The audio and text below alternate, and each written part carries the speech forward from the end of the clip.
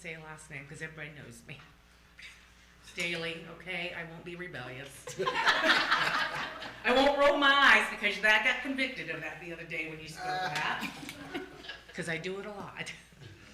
Okay, I just wanted to talk a lot about generational curses, what Jean touched on, because it's really affected me and my family and my marriage, such as abandonment, alcoholism, fear, I have trust issues, and insecurities. But first, here's a little history on me. I've lived around here my whole life, 55 years, going to be 56.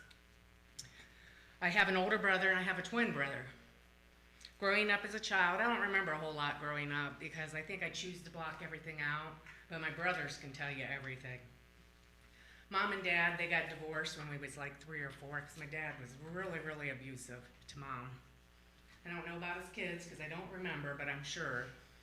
So about 3 or 4, we got put in foster homes because Mom, the divorce was so bad that she didn't have no place to go and she was a wreck. So David and I got put in a place, and then my older brother got put in a different place for a year.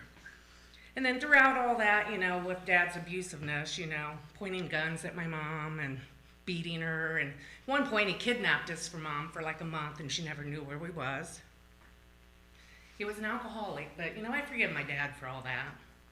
You know, I'm thankful that I was there when he died, that I could take care of him.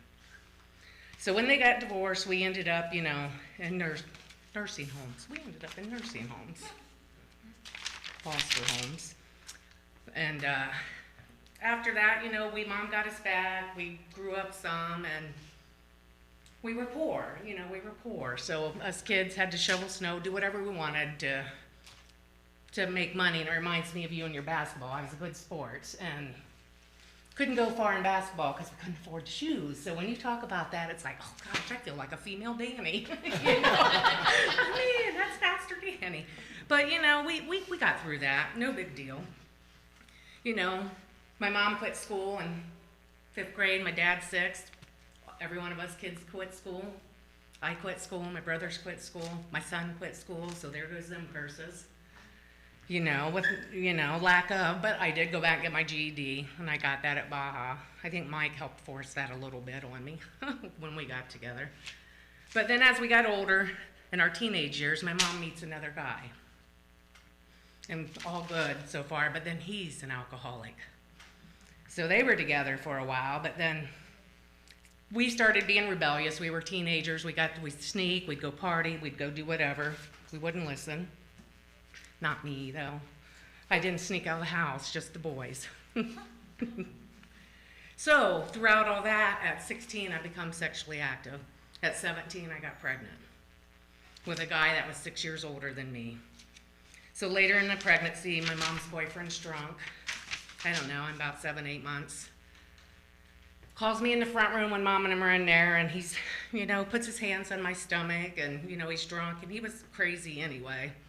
And would say things like, let me cut that little blankety blank out of your belly and kill it, and things like that to me. So thank God that woke Mom up, and she got rid of him. But then as soon as I turned 18, I moved out with my son's dad. And we lived together 5 years before we got married. And I was with him 16 years, but throughout that I was an adulterer. I cheated on him a lot. And then one day after 16 years, I was just tired. I walked out on him and my son. You know, there was the abandonment there. I did.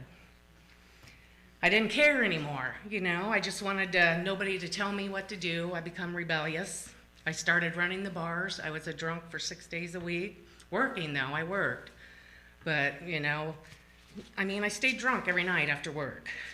And then that didn't last too long. I quit that for a while, and then Mike and I got together. And then we did the bar scene together for a while. But actually, I think he stalked me, you know, to keep an eye on me and babysit me, because he liked me. He'll tell you that. So we did the bar scene together a lot, you know, and that didn't get us, you know, it was fun for a while, and then, you know, we had our fun drinking, carrying on, camping, and all that. And then he gets hired in at the prison, and I'm like, yay, more money, good insurance. I always joked I married him because he had good insurance back then. But then we went through our ups and downs in our marriage, plus throughout his addiction, you know, the abandonment there. So I think bringing my security and trust issues in our marriage with us made me not trust him and secure, because I am a little bit older than him, you know, so. And then throughout that, that's his testimony. He'll tell you throughout all that. But through all that, at the end, I want to give glory to God for Heidi, because Heidi was always, Velda, you need to go to church. Velda, you need to go to church. You know, and finally it sunk in, and I walked in a church, and I haven't quit going to church. So, and throughout that, praying with Mike, and then Heidi praying, now Mike's here. So, I mean, I want to give God glory for all that, because he must have had plans for him and I, because we'd be divorced by now if it wasn't for coming to church and God being in our life because of his addiction.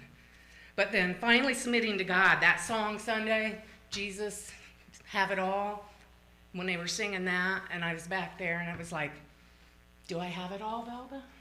Then I was like, my eyes start tearing up. I'm like, who said that? Then pretty soon it's, you walk up on the stage. There's somebody here that's, you know, a married person that's not giving it their all. And I'm like, and then my eyes start tearing up. I'm like, they're not looking at me, are they?